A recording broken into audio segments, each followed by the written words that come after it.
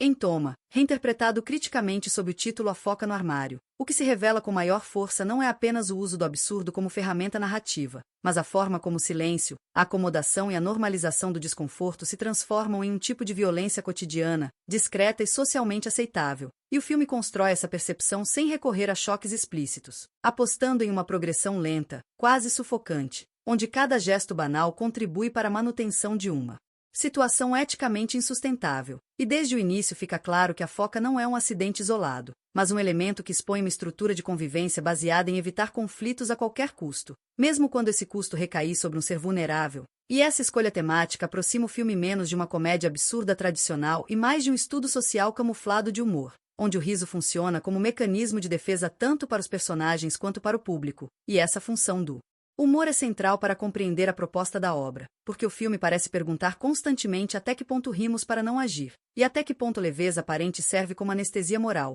e o protagonista encarna esse dilema de maneira exemplar, não como símbolo abstrato, mas como indivíduo comum, alguém que não deseja causar dano, mas que também não está disposto a romper completamente com o conforto da rotina, e essa ambiguidade é tratada com respeito pelo roteiro, que evita julgamentos fáceis, preferindo mostrar como decisões pequenas, aparentemente inofensivas, se acumulam até formar um quadro de responsabilidade coletiva diluída, e a presença da foca no armário funciona como uma ferida aberta que todos veem, mas fingem não ver, e essa contradição é o coração moral do filme, porque revela como a convivência social frequentemente se sustenta em acordos tácitos de silêncio, onde o incômodo é tolerado desde que permaneça fora do espaço público explícito, e essa lógica é reforçada nas interações entre os moradores, que nunca chegam a um consenso real, mas também nunca rompem definitivamente com a situação, criando um estado permanente de suspensão ética. E o filme acerta ao retratar essas discussões de forma fragmentada, interrompida, repleta de meias frases e desvios de assunto, porque isso reflete com precisão a maneira como conflitos reais são frequentemente tratados,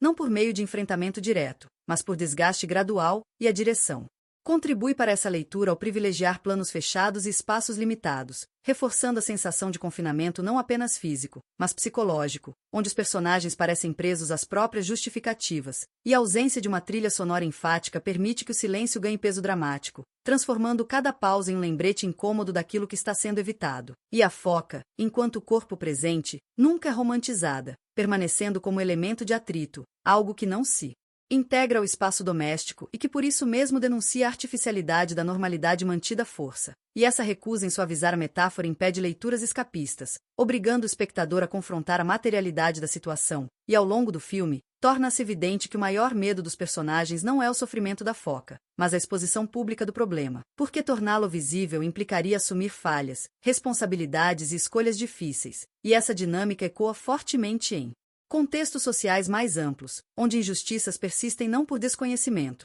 mas por conveniência coletiva, e o filme sugere essa leitura sem jamais explicitá-la, confiando na inteligência do público para estabelecer as conexões. E quando a narrativa se aproxima do desfecho, não há sensação de alívio, apenas de cansaço moral, como se a ação finalmente tomada fosse menos um gesto ético pleno e mais uma reação tardia ao acúmulo de tensão. E essa escolha narrativa é fundamental para a força do filme, porque recusa a fantasia da redenção simples, reconhecendo que agir tarde não apaga o tempo em que se escolheu não agir, e pessoalmente, essa abordagem provoca uma reflexão desconfortável sobre quantas vezes confundimos a ausência de conflito com harmonia, e quantas vezes aceitamos o silêncio como solução quando ele apenas mascara problemas que continuam a produzir sofrimento. E a foca no armário se impõe, assim, como uma obra que utiliza o absurdo para revelar verdades profundamente realistas sobre convivência, responsabilidade e omissão, lembrando-nos de que nem toda violência é ruidosa, e que muitas das mais persistentes se escondem justamente nos espaços onde escolhemos não olhar, não falar e não agir.